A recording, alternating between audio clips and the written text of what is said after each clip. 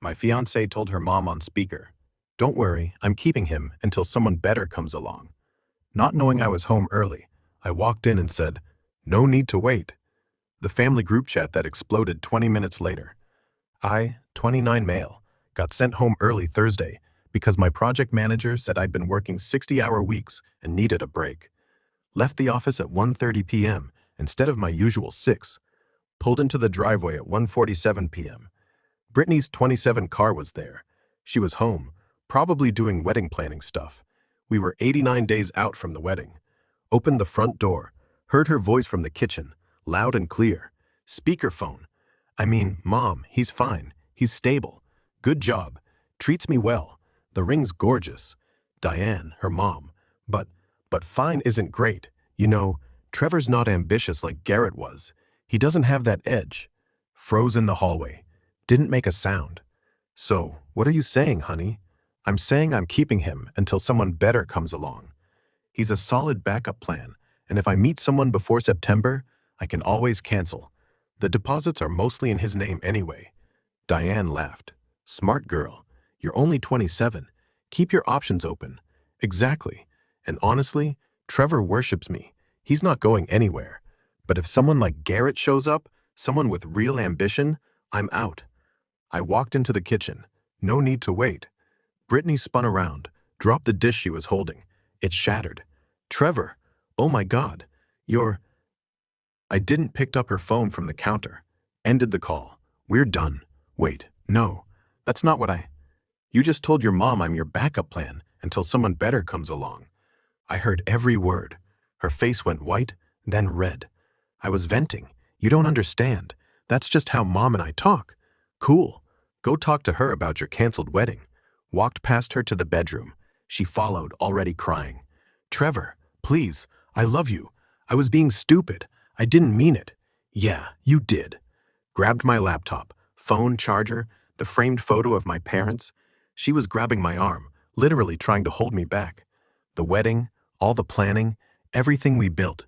You built it on a lie. I'm the idiot who believed you. Where are you going, Kess? Don't do this, please. We can work through this. Stopped at the door. By the way, I want the ring back. What? The $85, $500 engagement ring. I want it back by Sunday. That's my ring. No, it's a conditional gift. Condition being marriage. No marriage, no ring. Left. She was screaming behind me, but I was already in my car. Got to Cole's place at 2:34 p.m. He opened the door, took one look at my face. What happened? Told him. Word for word.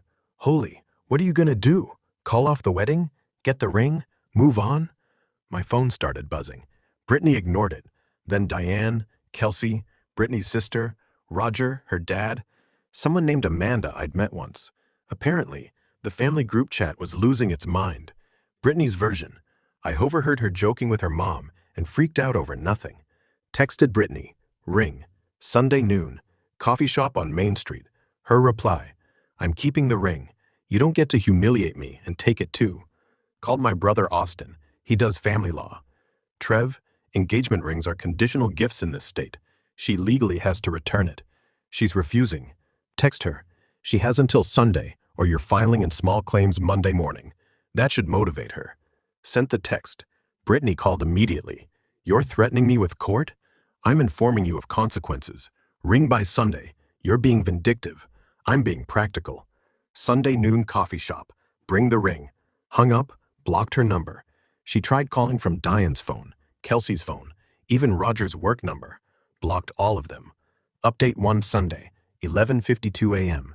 Coffee shop parking lot. Brittany pulled up 8 minutes early in her Toyota. Kelsey in the passenger seat for support. They both got out. Kelsey looked ready to fight. You have the ring? I asked. Trevor, let's talk about this. Brittany started. Her eyes were red. Makeup was a mess. Really talk like adults. The ring. Why are you being so cruel after everything we've been through? Because you told your mom I'm a placeholder until you find someone better. That's not venting. That's the truth. Now give me the ring, or I'm filing paperwork tomorrow morning. Kelsey stepped forward. You know she's telling everyone you cheated, right? That's why she won't marry you, because you were screwing someone from work. Cool story, not true. But thanks for letting me know what lie she's spreading. It's not a lie. Ring now.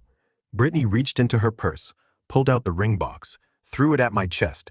It bounced off and hit the pavement. I picked it up. You're making the biggest mistake of your life, she said. Nah, the mistake was believing you loved me. Walked back to my car. Kelsey was yelling something about karma, but I was already pulling out. Drove straight to Jensen & Co., the jeweler where I bought the ring 8 months ago. Randy, the guy who sold it to me, was working. Hey Trevor, how's the engagement going? It's not. Need to sell this back. His face fell. Oh man, I'm sorry. Let me take a look. He examined it, checked the papers, offered $6,200. Original price was $8,500. Yeah, but resale value is always lower. Best I can do is $6,200. Took it. Lost $2,300. But honestly, worth every penny.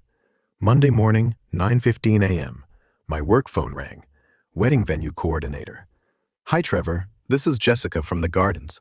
Brittany called and said you're canceling. Correct. Okay. So, per your contract, the $3,000 deposit is non-refundable, and since you're canceling within 60 days, you owe the full balance of $4,200. We're 89 days out. Oh, you're right. My mistake. Just the deposit then. Also, Jessica, the contract's in my name only. Yes, you're listed as the contracting party. Thanks.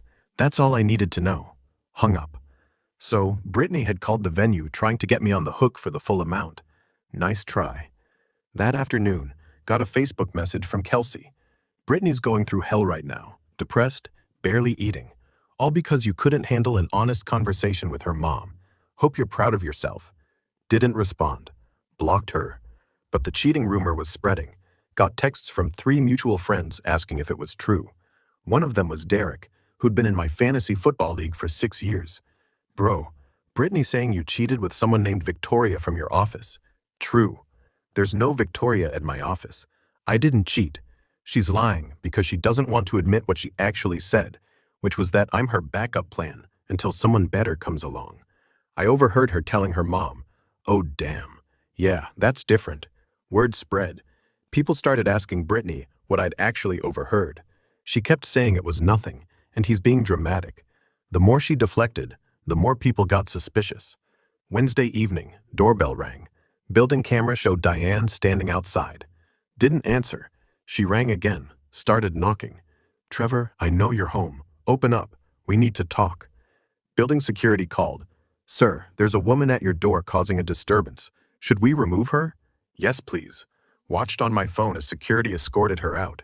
She was yelling about how I was destroying her daughter's life, and I owed Brittany an explanation. 10 minutes later, got a text from an unknown number. This is Roger. You're going to regret what you're doing to Brittany. You made a commitment. Real men honor their commitments. You're just a coward who runs when things get tough. Me. Real men don't marry women who see them as backup plans. Tell Brittany to stop contacting me. We'll see what our lawyer says about the money you owe for the wedding. Me, looking forward to it. Thursday morning, Austin called. Got a letter from some lawyer representing Brittany. She's suing for $15,000. For what? Emotional distress, wedding costs, her dress, and time invested in wedding planning. That's insane. Yeah, it's garbage. I'll respond. Don't worry about it. Austin's response letter was beautiful.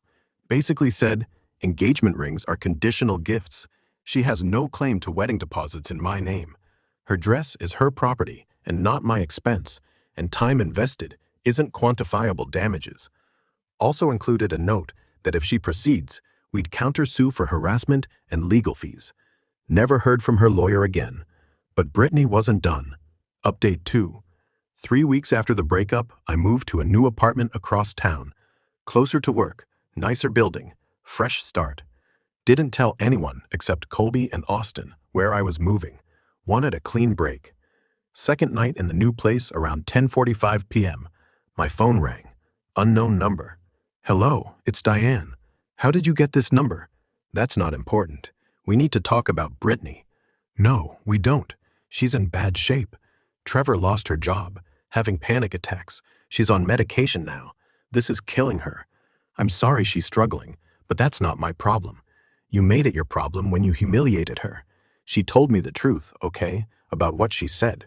The real version. She admitted she was using you until someone better came along. I know, I was there. I participated, and I'm sorry.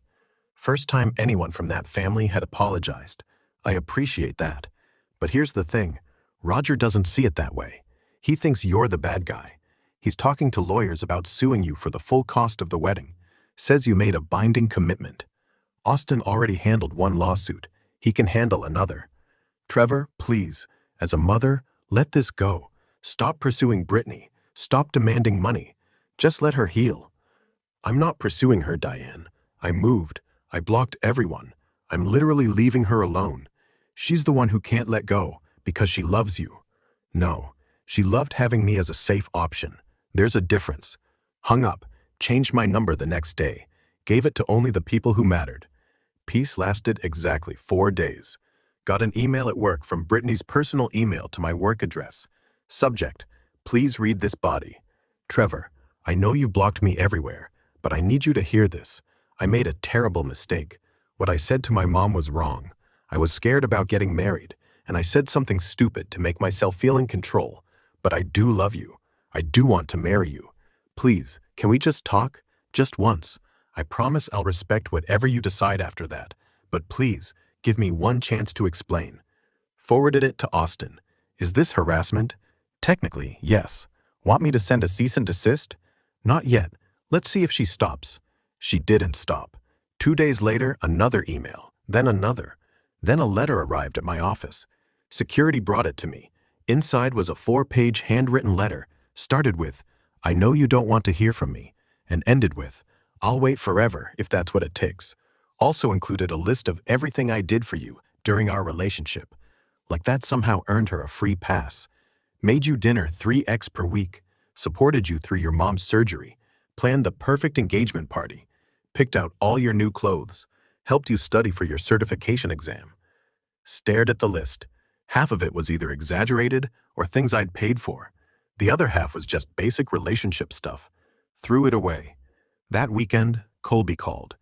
Dude, you're not going to believe this. What? Brittany showed up at Sullivan's looking for you. Sullivan's was our regular bar. Pool tables, good wings. We went every other Thursday. When? Last night.